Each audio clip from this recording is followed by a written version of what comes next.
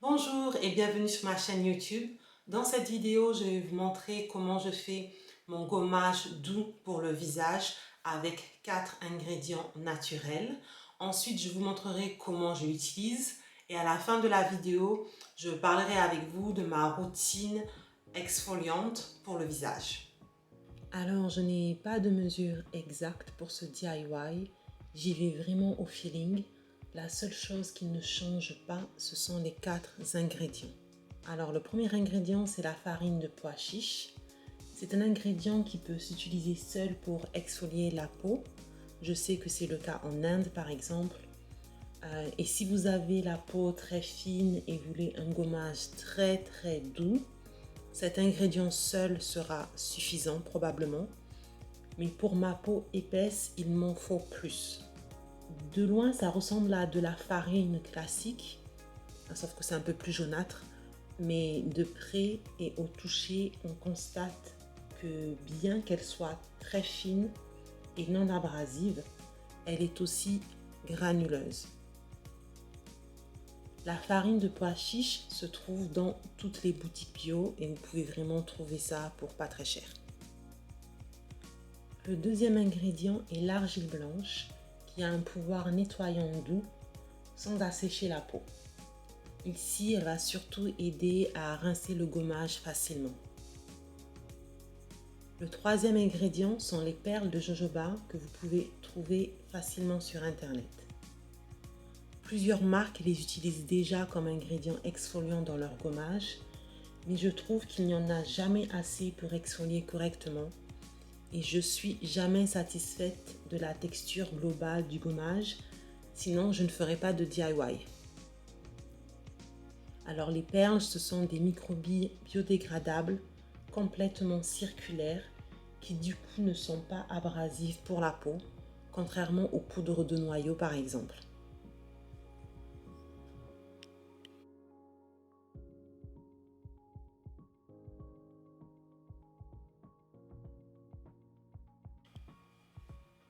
Alors, avant d'ajouter le dernier ingrédient, je mélange d'abord tous les ingrédients secs que je sépare dans 2 récipients avec d'un côté une petite quantité que je vais utiliser maintenant pour finir la recette et une plus grande quantité que j'utiliserai pour d'autres occasions. Le quatrième et dernier ingrédient, c'est du sirop d'érable que je rajoute pour lier tous les ingrédients, ce qui permet de transformer la poudre sèche en pâte visqueuse. De plus, le sirop d'érable a aussi des propriétés hydratantes. Vous pouvez aussi utiliser du miel assez liquide si vous en avez. Moi, j'évite de le faire parce que le miel me donne des boutons, j'ai des réactions allergiques. À ce niveau de la recette, je décide si je veux ajuster les ingrédients, si la texture du gommage ne me convient pas. Et lorsque j'ai le résultat final que je souhaite, je vais conserver ce petit pot au frigo et cette quantité va me durer au moins 4 utilisations, soit un mois. J'utilise ce gommage comme un gommage classique. Je l'applique sur ma peau mouillée et masse mon visage avec de façon uniforme et surtout en douceur pendant environ 1 minute. Le gommage permet de retirer mécaniquement les cellules mortes à la surface de la peau.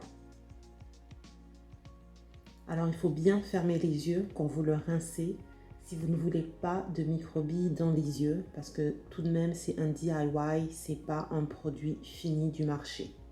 Après l'avoir rincé, j'utilise un exfoliant nettoyant doux avec des acides AHA et BHA que je masse sur mon visage pendant environ 2 minutes.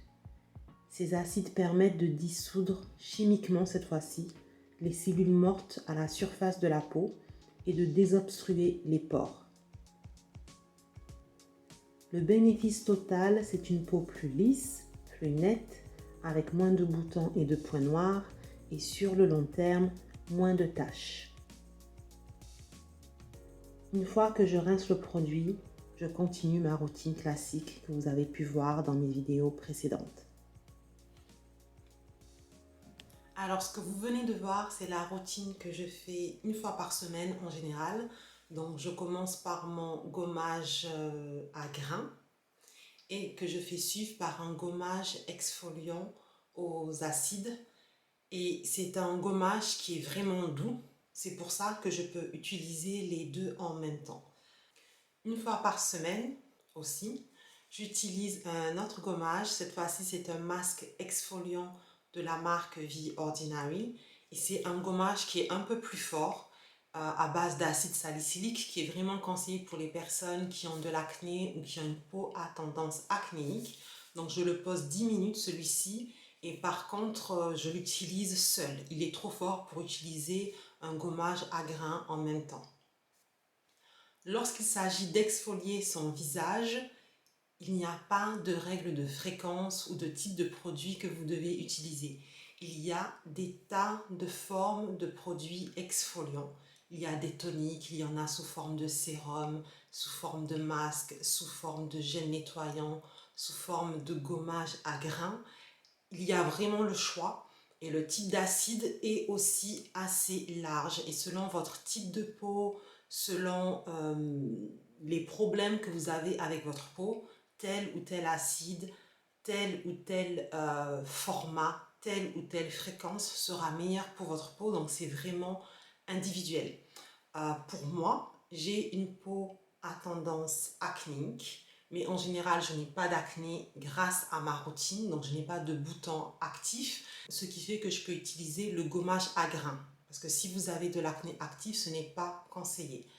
J'ai une peau qui est sensible, mais sensible ne veut pas dire fragile. Je n'ai pas une peau qui est fine, je n'ai pas des problèmes de santé comme les personnes qui ont des problèmes de rosacée, avec une peau qui ne supporte aucune friction, aucun type d'acide.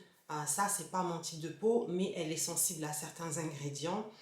Et je peux le savoir qu'en testant ces ingrédients, en général, c'est des ingrédients qui sont connus pour être irritants par les dermatologues. C'est ce que je remarque à chaque fois. Du coup, pour moi, utiliser un exfoliant, par exemple, sous forme de lotion, sous forme de tonique sur le visage, ça ne fonctionne pas. Ma peau ne supporte pas lorsque j'utilise un exfoliant et que je le laisse poser. Donc, la seule façon pour moi d'exfolier avec des acides est d'utiliser des produits que je vais laisser quelques minutes et que je vais ensuite rincer.